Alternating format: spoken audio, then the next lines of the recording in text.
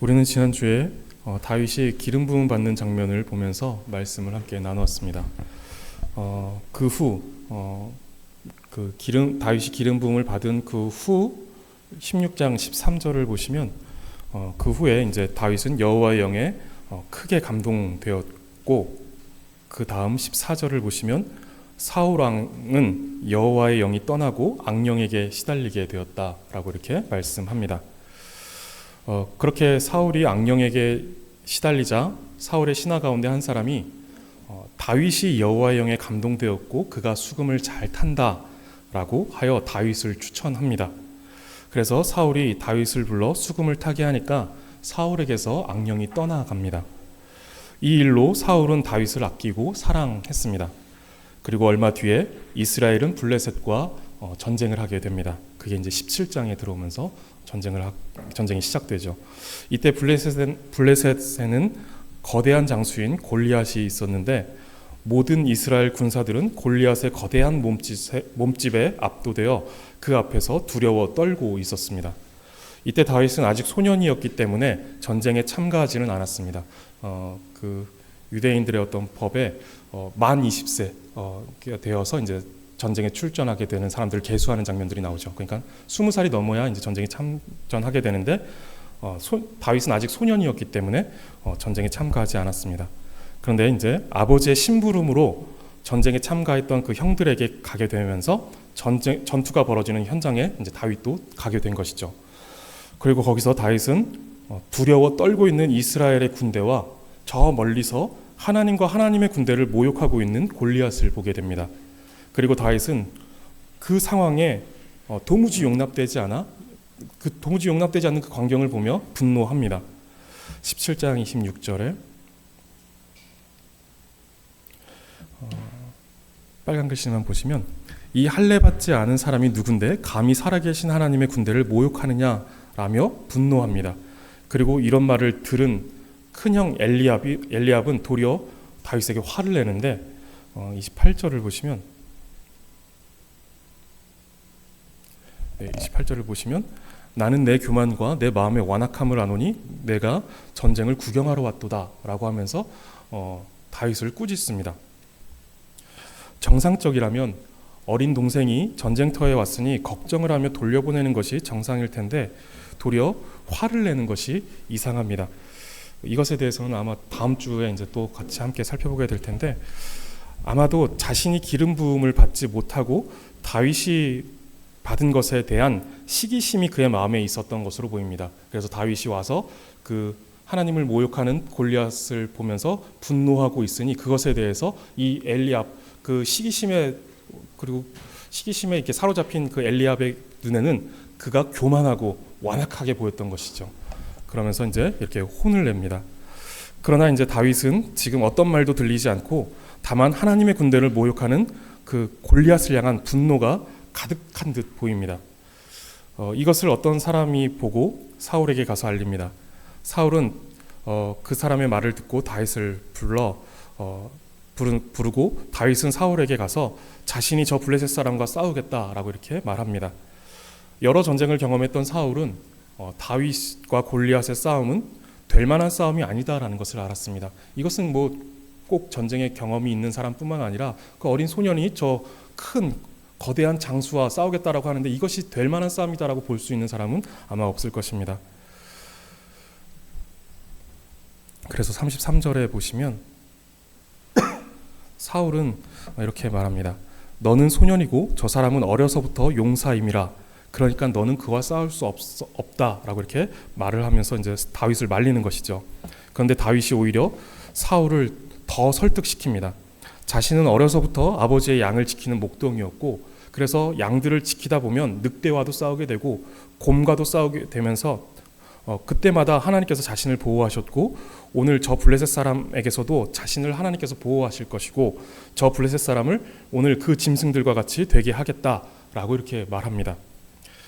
여기서 상식적으로 생각할 때 아무리 사나운 짐승과 싸워서 이겼다고 해도 아직 전쟁의 징병 대상도 되지 않는 소년을 거대한 장수와의 싸움에 내보낸다는 것이 잘 이해가 되지 않습니다.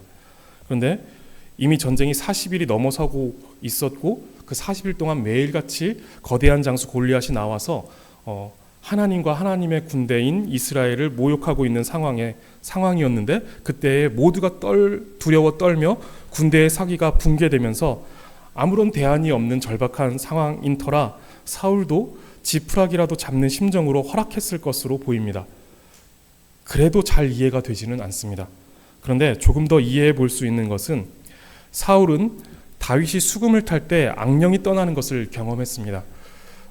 그러니까 이제 그것을 통하여서 여호와의 영이, 하나님께서 다윗과 함께 하신다라는 것을 생각할 수 있었던 것이죠. 그리고 다윗이 또 담대한 믿음을 가지고 하나님께서 나를 이렇게 곰과 늑대와 여러 짐승들에게서 지키셨고 내가 양들을 보호하며 그들을 무찌를 수 있었다라고 하는 말에 이제 설득될 수 있었던 것으로 보입니다. 어떤 이유에서인지 이제 정확하게는 알 수 없지만 사울은 다윗이 골리앗과의 싸움을 허락합니다. 그런데 다윗은 정식 군인이 아니었기 때문에 그저 목동의 옷차림이었습니다. 그래서 사울은 다윗에게 자신의 군복과 투구, 갑옷을 입히고 칼을 채워줍니다. 그런데 아직 소년이었던 다윗에게 이스라엘에서는 그래도 좀 덩치가 있다라고, 어깨만큼, 어깨 위로 더 컸다 그러죠. 모든 이스라엘 사람보다 사울의 키가. 그러니까 사울도 굉장히 큰 키였음에도 불구하고 골리앗보다는 훨씬 더 작았고 견줄 수가 없었던 것이죠. 어찌됐든 이제 사울도 그만한 덩치였기 때문에 소년 다윗에게 그러한 옷이 맞았을 리가 없었습니다. 게다가 목동이었던 다윗에게 투구와 갑옷은 무겁고 거추장스러웠을 것이고, 칼은 양치는 지팡이에 비해 너무 크고 무거웠을 것입니다. 다윗은 일단은 다 착용해 보았지만 역시나 맞지 않는 갑옷과 무기를 모두 내려놓습니다. 그리고는 물가로 가서 돌멩이 5을 골라들고는 골리앗에게로 향해 갑니다. 골리앗은 장수가 아닌 어린 소년이 돌멩이와 막대기를 들고 나오는 것을 보고는 너가 나를 개로 여겨서 막대기를 들고 나왔느냐, 오늘 내가 너를 잡아서 내 살을 공중의 새와 들짐승에게 주겠다라고 하는 무시무시한 말을 합니다. 이때 다윗은 17장 45절에서 아주 유명한 말을 하죠. 골리앗에게 가서 하는 말이, 너는 칼과 창과 단창으로 내게 나아오거니와 나는 만군의 여호와의 이름 곧 내가 모욕하는 이스라엘 군대의 하나님의 이름으로 내게 가노라 라고 말합니다. 보시면 다윗은 자신이 가지고 있는 무기와 골리앗이 가지고 있는 무기를 비교합니다. 먼저는 그의 무기는 칼과 창과 단창이다 라고 말하는데 일반적으로 전쟁에서 사용되는 무기입니다. 그리고 자신이 가진 무기를 이야기하는데 다윗의 손에는 지금 막대기와 돌멩이가 들려 있습니다. 그런데 다윗은 나는 막대기와 돌멩이를 가지고 너에게 가노라 라고 말하지 않습니다. 당시에 이제 실제 이제 투석병이라고 해서 돌멩이를 던져서 이제 공격하는 그런 병사들이 있었다라고 합니다. 어쨌든 간에 이제 막대기와 돌멩이를 가지고 내게 가노라 라고 이렇게 말하지 않고, 나는 만군의 여호와의 이름 곧 내가 모욕하는 이스라엘 군대의 하나님의 이름으로 내게 가노라 라고 이렇게 말합니다. 손에는 돌멩이를 들고 있으면서 하나님의 이름으로 나간다라고 말하고 있는 것입니다. 다윗의 진짜 무기는 손에 들려있는 돌멩이가 아니라 만군의 여호와셨던 것입니다. 돌멩이를 들고 있지만 다윗이 의지하고 다윗이 붙들고 있었던 진짜 무기는 하나님이셨다라는 것입니다. 손에 든 막대기는 하나님께서 특별히 목동이었던 다윗을 숱한 짐승들에게서 보호하셨던 도구였고, 돌멩이는 짐승을 잡아 승리하게 하셨던 도구였던 것입니다. 막대기와 돌멩이는 하나님께서 다윗의 삶에 개입하셔서 특별히 다윗을 보호하시고 승리케 하셨던 지혜이고 경험이었던 것입니다. 다윗은 물맷돌을 사용하여 골리앗을 쓰러뜨렸고 골리앗의 머리를 베어버립니다. 이 일로 블레셋 군대는 도망가기 시작했고 이스라엘 군대는 그들을 쫓아가 결국은 이 전쟁에서 승리하게 됩니다. 이 전쟁을 승리로 이끈 결정적인 근거는 여호와 하나님께 있습니다. 하나님이 승리를 주신 것입니다. 이스라엘의 무기는 사울의 갑옷이나 칼이나 방패도 아니었고 다윗의 막대기와 돌멩이도 아니었습니다. 그리스도인은 손에 무엇을 쥐고 있느냐가 아니라 누구의 손에 붙잡혀 있느냐가 중요합니다. 내가 지금 무엇을 쥐고 있느냐, 내가 이것으로 무엇을 할 수 있다라고 하는 그것이 아니라 내가 누구의 손에 붙들려서 누가 나를 인도하시느냐, 누가 나를 강하게 하시느냐라고 하는 것이 중요하다라는 것입니다. 그것이 이제 우리가 살아가는 방식인 것이죠. 우리가 이 세상에서 싸움을 하는 방식, 세상과 또 악한 세상과 또 이제 전쟁을 하는 우리의 방식입니다. 다윗은 사울, 즉 한 나라의 왕이 자신이 가지고 있는 가장 좋은 무기와 장비들을 주는데 그것을 벗어두고는 돌멩이를 잡고 막대기를 들고 나갑니다. 그런데 다윗이 잡은 것은 그저 돌멩이와 막대기가 아니었던 것이죠. 다윗이 잡은 것은 하나님에 대한 믿음이었습니다. 하나님께서 어린 시절부터 그 목동 시절 동안에 그 돌멩이와 막대기를 가지고 짐승들을 물리치고 짐승들로부터 보호하셨던 그 경험, 또 그 믿음, 그 신뢰를 가지고 나아갔던 것이죠. 다윗의 진짜 무기는 하나님의 이름이며 하나님의 도우심이었던 것입니다. 다윗은 그것을 잘 알고 있었습니다. 그래서 그는 손에는 돌멩이와 막대기를 들고 있으면서 너의 무기는 칼과 창과 단창이지만 나는 만군의 여호와의 이름으로 나아간다 라고 말하고 있는 것입니다. 성도님들의 손에는 무엇이 들려 계신가요? 성경은 우리의 삶을 전쟁에 빗대어 설명합니다. 사탄은 온갖 무기와 전략으로 우리의 믿음을 무너뜨리려고 다가오고 있습니다. 골리앗이 40주야를 매일같이 나와 이스라엘과 이스라엘의 하나님을 모욕하였듯이 거대한 세상은 날마다 우리의 믿음을 위협하고 있습니다. 우리는 그에 맞서 믿음의 싸움을 싸워나가야 합니다. 그때에 성도님들은 무엇으로 그 싸움을 싸우고 계십니까? 혹시 세상과 같은 방식으로 싸우고 있지는 않으십니까? 골리앗이 들고 나오는 칼과 창과 단창에 대하여 사울이 건네주었던 갑옷과 칼과 투구로 대응하며 그것을 의지하려는 마음이 있지는 않으신가요? 똑같이 칼과 창과 단창, 똑같은 세상의 무기, 똑같은 인간의 방식으로 그것을 대응하려고 했던 사울과 똑같은 방식으로 세상에 나가고 있지 않나요? 세상이 우리를 위협하는 그 방식으로 나는 더 큰 힘을 가져서 이 세상을 맞서겠다라고 하는 마음으로, 그러한 생각으로 나가고 있지는 않으신가요? 우리는 세상과 똑같은 방식으로 싸워서는 안 됩니다. 세상과 똑같지 않은 방식은 단지 그들이 가진 칼과 창과 단창을 들지 않았다라는 것이 아닙니다. 이스라엘이 가나안을 정복할 때나 다윗이 수많은 전쟁을 할 때에도 모두 칼과 창과 단창을 사용했습니다. 다만 우리가 싸우는 방식이 세상과 다른 점은 우리의 힘을 의지하지 않고 우리가 가진 것들을 신뢰하지 않는다는 것입니다. 아무리 칼과 창과 단창을 들고 있지만 이것이 우리 진짜 무기가 아니다라는 것을 아는 것이죠. 전쟁은 하나님께 속한 것이며 이 싸움은 하나님께서 싸우시는 싸움이라는 것을 믿고 의지하는 것입니다. 이것이 우리가 진짜 가진 무기, 우리의 진짜 무기입니다. 우리는 표면적으로 볼 때 세상과 다르지 않은 방식으로 살아가는 것처럼 보일 수 있습니다. 똑같은 세상을 살아가고 똑같이 수고하고 똑같이 돈을 벌고 똑같이 자녀를 키우고 똑같이 살아가는 것처럼 보일 수 있습니다. 그러나 분명히 다른 것은 우리는 그런 것들을 의지하지 않는다는 것입니다. 우리는 우리의 수고와 지혜, 우리의 판단과 결정이 이 세상을 살아가는 방법이라고 생각하지 않습니다. 그것으로 우리는 세상을 이길 수 없습니다. 오히려 세상에 동화되고 지배당할 뿐입니다.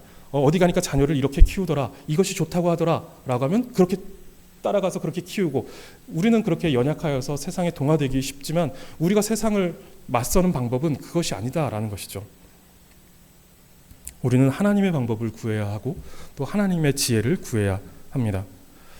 사울 왕이 골리앗을 맞서는 방식은 갑옷과 칼과 투구였습니다. 골리앗과 다르지 않은 방식이었습니다. 그래서 다윗이 골리앗에게로 나아가려고 할 때 자신의 갑옷과 칼과 투구를 다윗에게 입히려고 했습니다. 매튜 헨리라는 주석가는 이렇게 말합니다. 사울의 갑옷은 신앙 없는 전략이다. 혹시 우리가 세상을 살아갈 때 하나님을 믿고 의지하는 신앙을 배제한 채 세상과 똑같이 인간적인 지혜와 전략으로 살아가려고 하지 않는지 우리는 돌아봐야 할 것입니다. 우리가 지금 어떠한 방식으로 살아가는지 가장 분명하게 알려주는 것은 기도입니다.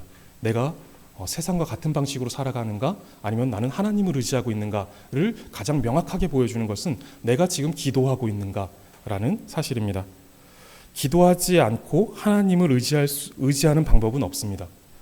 기도하지 않고 하나님의 지혜와 능력을 힘입는 방법은 없습니다.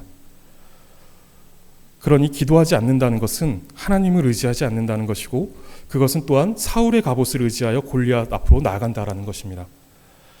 우리는 이 세상을 살아갈 때 철저히 인간적 의지와 세상적 방법을 뒤로하고 하나님을 의지해야 합니다.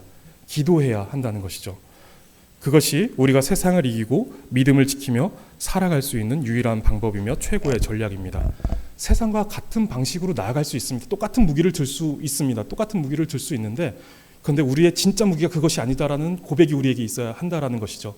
똑같이 돈을 가지고 돈으로 우리의 삶을 어떤 꾸며 나가고 살아 나갈 수 있는데, 근데 그 돈이 우리의 진짜 무기가 아니다라는 것을 아는 것이죠. 그것을 들고 하나님 앞에 우리가 의지하여 하나님께 붙들려 있는 것, 이것이 우리가 싸워가는 방법이다라고 하는 것입니다. 다윗은 돌멩이와 막대기를 들고 있었습니다. 하나님은 돌멩이와 막대기 같은 보잘것없는 것들이지만 그것으로 골리앗을 쓰러뜨리시고 온 이스라엘로 그것을 알게 하시며 블레셋을 두려움에 떨게 하십니다. 여기서 돌멩이를 칼과 창에 비교하여 보잘것없는 것으로 볼 필요는 없습니다. 아까도 말씀드렸지만 고대 근동 전쟁 기록에 실제 전문 투석병에 대한 기록이 있고, 투석병은 원거리 공격에 있어서 전략적으로 매우 효과적으로 사용되었다라고 합니다. 그렇기 때문에 이 본문에서 다윗이 별 볼 일 없는 무기로 골리앗을 이겼다라고 볼 필요는 없다는 것입니다. 다만 하나님은 목동인 다윗에게 익숙했던 방식을 사용하셔서 골리앗을 이기게 하셨습니다. 청교도 목사인 토마스 와스는 하나님은 우리가 평소에 하던 일을 통해 미래의 사명을 준비시키신다라고 말합니다. 우리가 평소에 하던 일을 통해 미래의 사명을 준비시키신다. 우리의 일상과 분리된 어떤 특별한 계획을 통해 사명을 감당하게 하지 않으신다라는 것입니다. 우리의 일상과 분리된 신앙이 아니다라는 것이죠. 예전에 어떤 사람이 갑자기 은혜를 받더니 못 치던 피아노를 치면서 예배 반주를 하게 됐다라는 식의 간증 내용을 들어본 적이 있습니다. 사실 확인을 못해서 그 말을 그대로 믿지는 않지만 일반적으로는 이렇게 되지 않는다라는 것입니다. 일반적으로는 기도에서 피아노를 잘 치게 되는 일들이 없다라는 것이죠.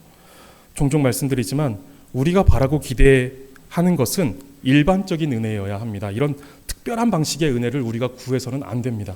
그것은 하나님께서 하나님의 필요에 따라 특정한 사람에게 주시는 것이지, 모두가 다 이거 특별한 은혜를 주시옵소서, 내가 은혜 받아 피아노를 치게 하시고 내가 은혜 받아 뛰어나지게 하시고, 이렇게 기도해서는 안 된다는 것입니다. 일반적인 은혜를 우리는 구해야 합니다. 특별한 것은 말 그대로 특별한 것입니다. 배가 고파 감나무 밑에 쉬고 있는데 마침 감이 떨어지는 경우는 아주 특별한 경우입니다. 일반적으로는 장대를 가지고 감을 따야 하죠. 그런데 그 특별한 일을 바라며 그 밑에 가서 앉아 있는 것은 어리석은 것입니다. 우리는 하나님께서 주신 일반적인 방식을 추구해야 합니다. 그래서 우리는 기도를 통해서 하나님의 말씀을 성실하게 꾸준하게 읽는 것을 통하여서 우리는 하나님의 은혜를 구해야 하는 것이죠. 피아노를 치면서 예배 반주를 하려면 기도만 해서는 안 되고 피아노 학원에 등록해야 합니다. 사도 바울이 어느 날 길 위에서 예수님을 만난 뒤 완전히 변화되어 예수님을 전하는 사도가 되었습니다. 바울의 서신서를 보면 굉장히 교리적입니다. 다른 어떤 사도들보다 훨씬 탁월합니다. 예수님과 3년 동안 동행했던 그런 제자들보다 훨씬 더 뛰어난 교리적 지식을 가지고 또 그것을 체계적으로 잘 정리합니다. 그렇게 할 수 있었던 것은 바울에게 갑자기 교리적 지식이 들어온 것이 아니라 그는 어려서부터 가말리엘이라는 최고의 율법학자에게서 당대 최고 수준의 신학 교육을 받았습니다. 바울은 그렇게 구약에 대한 체계가 잘 잡혀 있었고 그것이 예수 그리스도를 만남으로 인해 바르게 이해되고 해석된 것입니다. 하나님은 그런 바울을 일찍부터 준비시키셨고 이후에 그를 사도로 부르시어 사용하신 것입니다. 갑작스레 바울이 된 것이 아니다라는 것이죠. 하나님께서는 이미 그를 준비시키고 있었다라는 것입니다.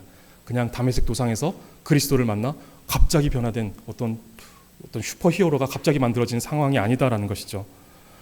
하나님은 다윗이 던진 돌이 골리앗의 이마에 정확히 꽂히게 하시려고 다윗으로 하여금 양떼를 지키기 위해 수없이 많은 물매질을 하게 하신 것입니다. 하나님은 우리를 세상에 맞서게 하실 때 갑자기 대단한 것을 주지 않으십니다. 저는 목사 안수를 받을 때 이제 뭔가 큰 변화가 있을 줄 알았습니다.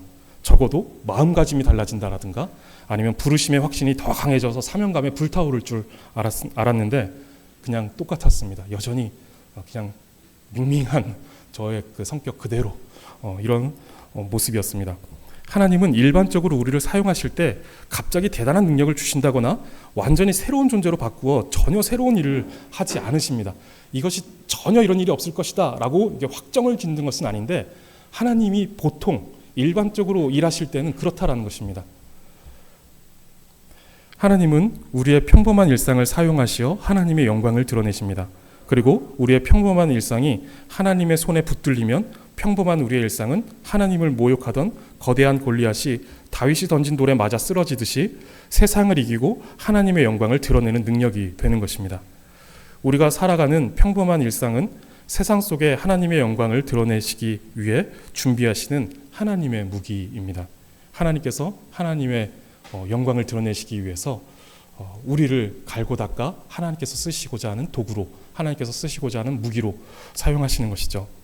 어떤 모습이라 할지라도 하나님의 손에 붙잡히기만 하면, 그것이 소년 다윗이라 할지라도, 그것이 돌멩이와 막대기라 할지라도 하나님은 그것을 통하여서, 그 평범한 일상을 통하여서 하나님의 영광을 드러내는 일에 사용하신다라는 것입니다. 평범한 일상은 세상을 이기고 하나님을 높이는 비범한 일상이 되는 것입니다.